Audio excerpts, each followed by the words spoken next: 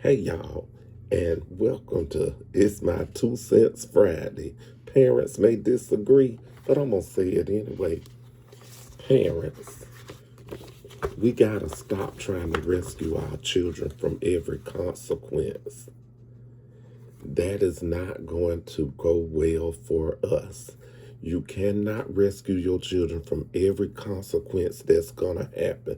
Sometimes you gotta let them face the consequence, especially when you have children, like I explained in my book, The Self-Corrected Student. What chapter was that? Chapter 1. And it say on page 11, everyone is born with an inner code of conduct. However, the problem comes when the child's will for self-exploration is stronger than the child's internal code or inner will to please the adult. In some instances, the parents will say, "Don't touch the stove, it's hot." The child will not touch the stove because they want to please their parent. In other cases, the child, you will say, "Don't touch the stove," and we all know those children that's going to touch the stove. And sometimes they need to have that consequence of feeling that pain from touching the stove to know, okay, what my parents say is true, or I need to listen and follow directions. And so sometimes we stop the consequences from happening, and then the kids don't learn a lesson. They don't grow from that. How many times have your child did something and you say, "Oh, well, no, no, it wasn't his fault. It was such and such a fault." And then they go do it again and again. Excuse me. Mm, excuse me.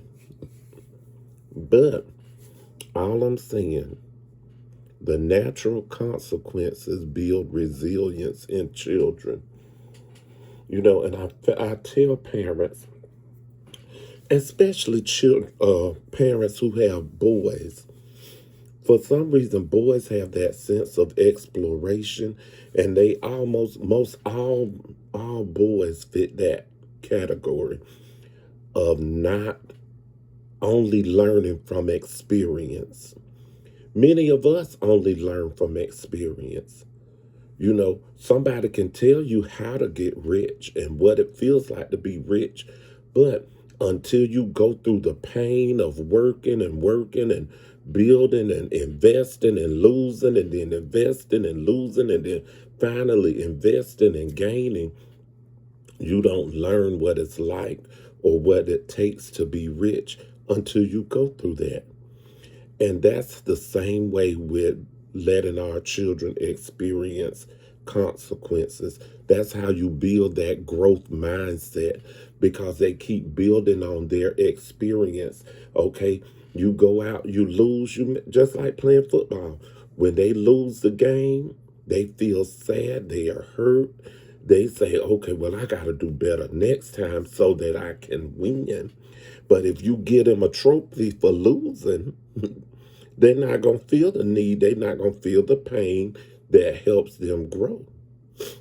They're not going to change. And so I'm not going to be on here long because my rants have been coming.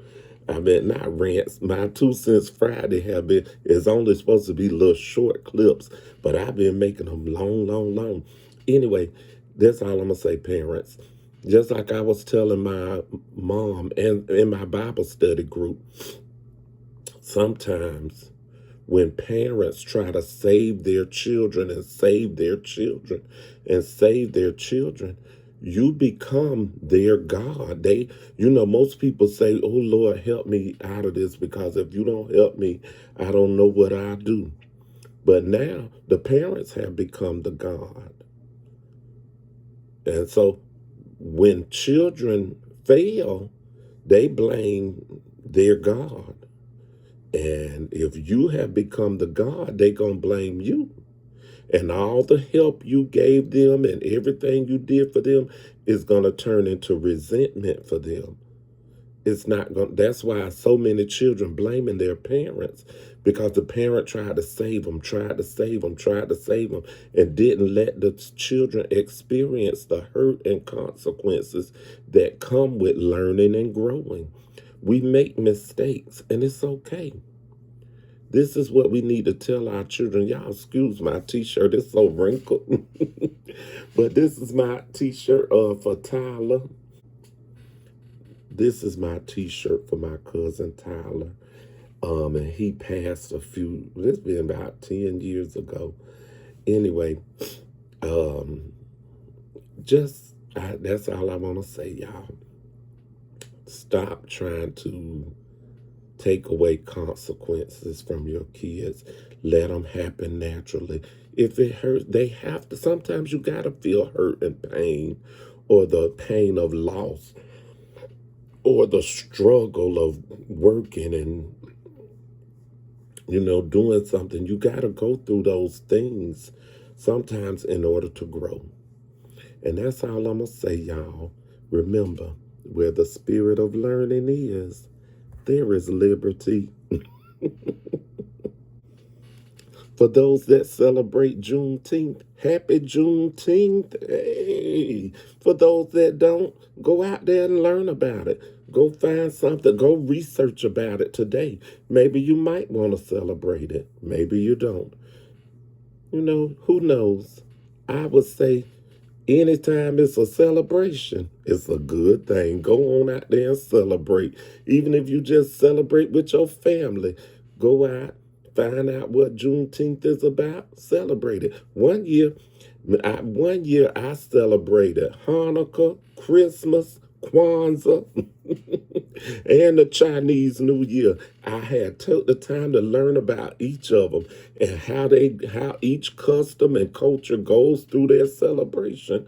And that's what I did. Anyway, I'm happy Juneteenth. Y'all have a wonderful Friday.